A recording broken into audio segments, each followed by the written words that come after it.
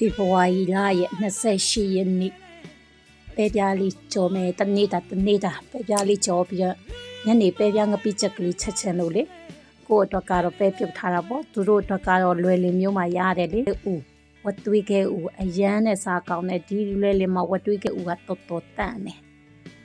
ဝတ်သွေးကဲဦးစီတက်ချက်တုံပြချက်တုံနေချင်းနိုင်ချင်းနဲ့စီတက်ပြီးမဆလာအုပ်မယုတ်ဒီနဲ့အရန်နဲ့စားကောင်းတဲ့ခလေးလူငယ်အကုန်အတွက်ကတော့တလို့ပေါ့စတော်ဘဲပေါ့စတော်ဘဲနဲ့ကော်ဖီနဲ့ကြော်တယ်သူ့အတွက်ထမင်းဆိုင်နဲ့အကုန်ပြီးပဲအစင်တင်လုပ်ပြီးဆိုရင်မိန်းမတွေမလွယ်ဘူးတရက်ညနေနေ့လေတသမီးတွေဟာရရှိအောင်လို့လေထဲမှာရှိရကစုံဦးလေးနမုံလုပ်ပြီး